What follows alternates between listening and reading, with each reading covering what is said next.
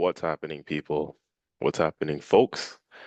Welcome back to the channel. Welcome back to another pre-match preview on the Gunners Corner podcast with your boy CJ.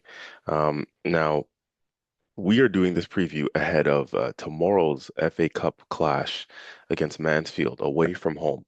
Um, now, this one's a tough one to call because in these pre-match previews, actually, sorry, I should say, um, you know, we usually do this sort of with a strong idea of what the 11 is going to look like. And I don't know about you guys. Obviously, I'm still buzzing after the win against Brighton a couple days ago in the Premier League. Um, and three back-to-back-to-back wins in a row in the Premier League. Starting with the North London Derby, dismantled Tottenham 4-1, and then Chelsea 2-1, and then a couple days ago Brighton 1-0 away from home. In what was a massive win for the Arsenal, and we've extended our gap at the top of the table to 7 points, albeit City having a game in hand. So I'm still buzzing, because let's be honest, obviously our priority competition, I mean, one of two is the Premier League alongside the Champions League. And then we're in the Carabao Cup final. Um, so, at the moment in time, you'd have to say the FA Cup is sort of this is the least of our priorities, considering, usually the FA Cup in my books would be above the Carabao Cup, but considering we're in the cup final right now of the Carabao Cup, um, you have to look at it and say, a lot of our eggs are going to go in that basket too. We're going to go all out to try and win that competition, considering we made it all the way to a final. So the FA Cup is probably the least of four, sorry, the lowest of the four in terms of priorities currently where we're at this season. Um, but we're playing Mansfield, a Mansfield side who is a couple divisions lower in English football. Um, so with all due respect to them, we should be going out and we should be turning them over, even with a rotated side, to be honest with you. So considering, we're still riding the highs of the Premier League win against Brighton a couple of days ago, considering our form and how much we're flying in that competition right now and the other couple competitions, this one is one of those games that could, it's in the way, I guess you want to say, a little bit of a banana skin game, banana peel game, however you want to call it. However, it is nice to be in all competitions at this moment in time. Just ask Man United fans if they would rather be playing this game or not. You know what I mean? So we're in all competitions still. We're playing, week in, week out. Games are coming thick and fast. It's another cup game. It's another chance at a trophy. Like I said, albeit the lowest of the priority list probably. But it's a shot at another trophy that we're, competition that we're still in. A winnable competition for sure. Definitely this game in isolation is a chance to advance to the next round. And I believe if we win this one, we're into a quarterfinal of the FA Cup. And all of a sudden you're looking at it, FA Cup quarterfinal alongside a Carabao Cup final, alongside, round of 16 in the Champions League, and then, top of the table with 8 games left in the Prem. So it's looking like a real strong season for the Arsenal, man. And I'm excited for all these games. I'm excited with what we're doing. Truly looks like we can do something special this season. We need to capitalize and we need to get the trophies over the line. This got to be the year. 2026 got to be the year of the Arsenal. Um, but yeah, with that being said, it's a good feel-good factor around the camp right now. And not too long ago, it was the opposite, right? Not too long ago, when we drew Wolves 2-2, it was looking dark, especially for our Premier League hopes. But we've turned it around well. The boys have done well. And yeah, so there's definitely a feel-good factor around the camp right now. My biggest thing for this game coming up tomorrow, and this is an early kickoff, right? 12:15 in the UK. 12:15 p.m. in the UK, if I'm not mistaken, and then North America here, Eastern Standard Time is 7:15 a.m. in the morning. Well, that's Toronto, Canada, at least. So, early kickoff, full rotation. No need to sort of beat around the bush on that front. Full rotation will be expected. Um, Let me just double check here on Mansfield. So Mansfield, um, okay, so you know what? Maybe they're competing in the championship here. Yeah, maybe I'm discrediting them. Oh no, League One. Mansfield, yeah, League One side. Okay. So League One side Mansfield. So not even in the championship, which is a championship for those who don't know is a division um, just below. Um, The championship is the division just, sorry, the championship is the division just below the Premier League. So it goes Premier League, then championship, then League One. Um, so at this moment in time, you'd have to say Mansfield are in the third tier of English football, um, if we're going based on that order. So um, yeah, and not doing the greatest in that league either. I mean, let's just check the standings really quickly. League One, third division in England, Mansfield is 16th place. So not very good. Um, so we expect, listen, man, we expect to win this game. So going to their ground, it's going to be a difficult um, ground to play on, right? Obviously, it's not something we're accustomed to. If I'm not mistaken, one of the older grounds in English football. So maybe, may not be, in terms of when you compare it to the Emirates, you're not playing on the carpet, as they say. You're playing on sort of an older pitch, maybe not be in the best condition. Um, so the players got to be careful, right? There's risk of injury and whatnot. But that's why, I would go full rotation. And might as well just get into it now in terms of what my rotated side looks like. A couple frustrating things I would say with regards to some of our squad players. So I'll start off with Ben White. We're not sure what's going on with him at the moment. That injury seems to still be whatever injury it is, still seems to be troubling him. And this would be a perfect game for him to play and get some minutes because we're going to need all our squad players down the stretch, right? So, it's frustrating that it looks like he's not going to be involved because he's still carrying some sort of injury, Ben White. Um, so it's really frustrating from the club's point of view because we would love to use him in this game for himself and then also for us to give us some good rotation in there. But he won't be available, so we're struggling with right back at the moment because Timber certainly can't play in my books.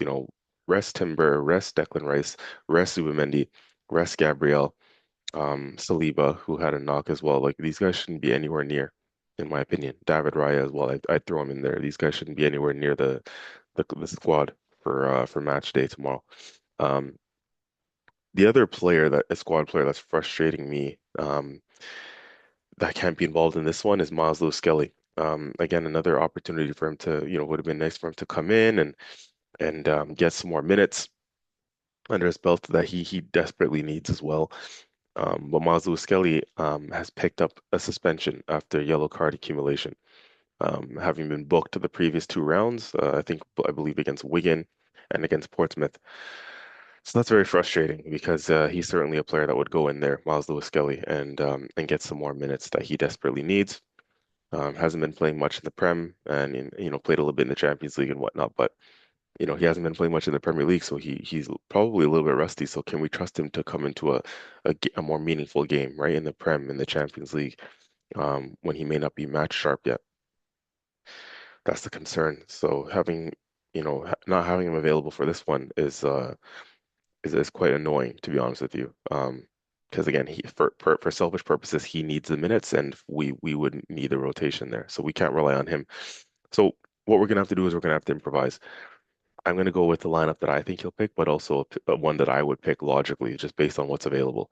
Um, so we'll dive right into it now. So Kepa in goal, I mean that's a no-brainer. I think he is the cup goalkeeper, the backup goalkeeper, and a very able deputy to David Raya, I might add.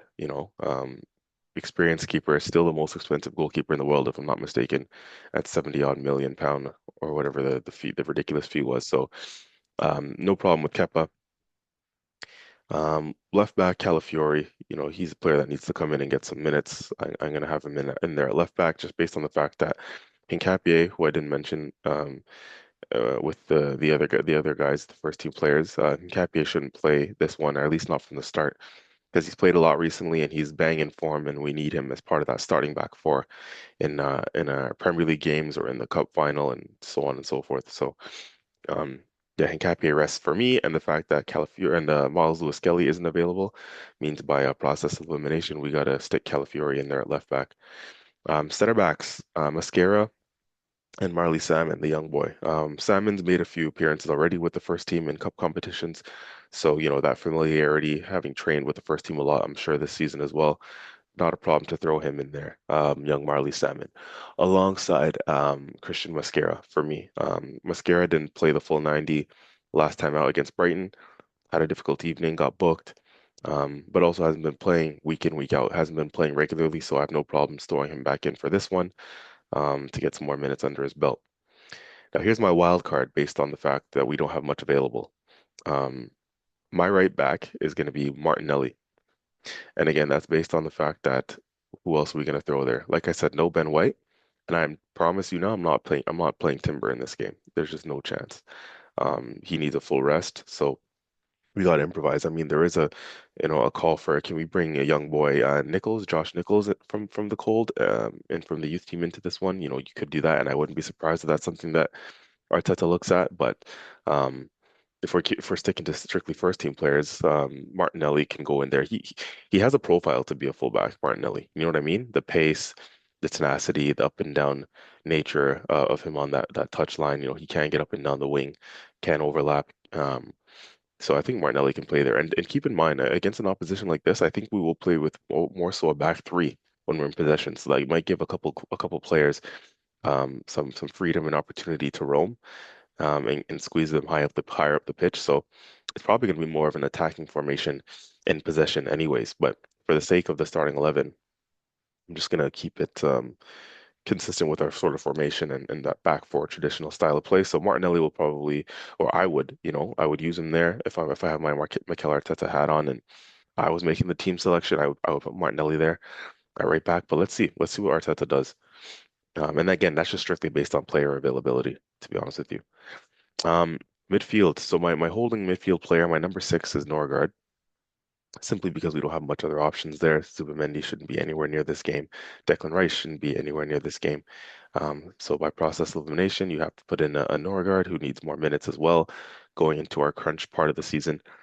Um, and my other two alongside him or in and around him to make up the three in midfield would be Havertz and Trossard. So specifically with Trossard, you're giving him more of an interior role in this game as opposed to that wide left role that he's so accustomed to. You can play him left eight, right, Trossard. So still be playing in areas that he's familiar with in that sort of inner left channel. Not a problem with that. We're gonna have most possession in this game. Like I said, I imagine we will. So having Trossard in there, um, somebody who keeps possession of the ball, tidy on the football. Um, that's not a problem. I think that's something that we could see, or I can see working out really well if you were to go that route.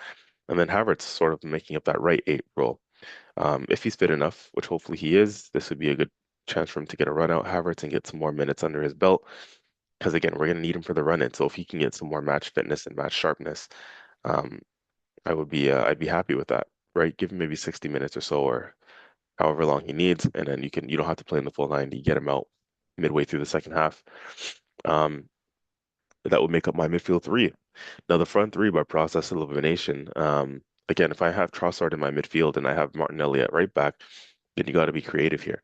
I'm not starting Saka. Again, a player who has picked up muscular injuries from the back end of last season going into this season. He's had a couple knocks here and there. Saka played the full 90 in what was a dogfight against Brighton. If Arteta's sensible, I'm not starting Saka in this game. There's no way.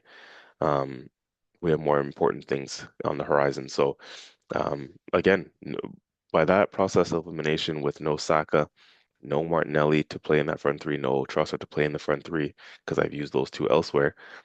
No Ethan Nwaneri, who's on loan. You're starting a front three, in my opinion, of Max Dowman on the right, Jesus down the middle, Madueke on the left. That's what I'm going with. Um, I think that makes perfect sense based on, like I said, what's available. We're using the hands that we're dealt with at the moment, which is not the. I'm sure we would love to have better squad options, but we have to go with what we've got. And for the sake of giving first team players a rest because of the bigger fish to fry, air quotations, I say that in the bigger fish to fry that we have coming up. You got to rotate. You can't afford to give the likes of Saka and certain guys like that, run them into the ground. It's just not ideal. But a front three of Dalman, Jesus, and Madueke, that should be good enough in terms of movement, in terms of shifting the opposition around, creativity, quick feet, flair. That would be an exciting front three to watch, in my opinion. So, yeah, like I said, you have Jesus down the middle, Dalman on the right, who's back fit and been in training for a while, and then Madueke on the left. Um, I'm more than fine with that. All three of those players could use the minutes, particularly the first team players like Jesus and Madueke. And specifically for Dalman, I'm excited to see him back. The injury that he's had midway through the season has probably disrupted his flow. And for a young player like that, you want to kind of see him consistently playing and getting minutes, right, to continue on that trajectory and that development because he's been doing really well, Max Dalman, to say the very least. So yeah, I'd throw him right in there, with the first team again, in an FA Cup match for us. I'm excited to see him, and I hope I do hope he starts, and I hope he plays and performs well, because that's a talent that we have on our hands. So good to see him back from injury. Um, so that's the starting 11. Again, Kepa in goal, Martinelli right back, Salmon and Mascara center back, Calafiore left back, Christian Norgard in the sort of holding midfield role, with the two floating eights in front of him being Trossard and Kai Havertz. Front three of Jesus down the middle, Max Dowman on the right, and Madueke on the left. So a couple of the things that he could do. I mean, so can Asaka be on the bench? There are definitely probably going to be first team players from the squad that started, let's say, in the Premier League in the last couple of games. Some of those might make the bench. I'm thinking of Asaka, thinking of an Eze, um, Gyökeres. Um, could we even see a surprise of Odegaard being on the bench for this one? Can that be a possibility? Because he's been close apparently to a couple of match day squads over the last week or two. Um, since he picked up that injury at Brentford, Odegaard. So, we've been told that he's been sort of close and in and around coming back to the squad. So why could he not make the bench for this one? I hope he could because Odegaard needs the minutes ahead of what is a busy upcoming schedule. So I don't know. Let's see. His international manager for Norway was talking and saying that, um, he's kind of hinting that Odegaard won't be back until maybe April, or later this month, end of March, if that. But again, I'll take what he says with a grain of salt because you want to trust more so our medical team and our club who works closer to Odegaard than the Norwegian manager at this moment in time, with all due respect to him. So yeah, it would be nice to see Odegaard in and around the squad again because he needs to build up his sharpness too. Saliba, he pulled out of the Brighton game because he turned his ankle against Chelsea. He had a knock. Will Saliba recover in time to be part of the squad for this one? Will we save him for midweek next week in the Champions League against Leverkusen? Will there be youngsters that fill the squad? Well, there definitely will be. I almost put money on the fact that, and I'm not a gambler, by the way. I'm not encouraging gambling. Um, but I would definitely bet on youngsters being part of the squad for this one, to be honest with you. Just again, based on numbers and what's available or what isn't available. So let's see. Arteta could definitely throw some surprises at us. We're just gonna have to wait and see, but we won't have to wait too much longer. This is being put out on Friday. Friday the what's the date today? Friday the 6th of March. So yeah, by the time you guys are listening to this, could be a quick turnaround to the game. Um, but yeah, we roll on. Another game comes thick and fast, thrown in our faces, and we're gonna have to deal with it as we look to fight on all fronts. Um, so, anyways, that has been the match preview in terms of the predicted 11. Um, my expectation and my guesstimation is that Arsenal will win the game and progress through to the quarterfinals. So hopefully that reigns true. I did predict that in the podcast we did last night with Murdad and Laurent. So go check that out. It's on the channel. Um, Ladies and gentlemen, please continue to like and subscribe and hype up the video. That's the new thing going around these days on YouTube is video hyping. So hype the video, subscribe to the channel, continue to like and share, and tell a friend to tell a friend, and tell your family members. We're growing on this journey with our podcast and the Gunner's Corner. It's been a great journey so far, and a lot more to come for you guys. So um, yeah, that being said. It is we're getting close to match day once more, and we will be there to support the Arsenal bright and early. Okay, so thanks again, folks. This has been CJ from the Gunners Corner with the pre-match preview and predicted 11. Um, like and subscribe and share and all that good stuff on all our platforms. Okay, until then, we'll see you soon. Bye bye.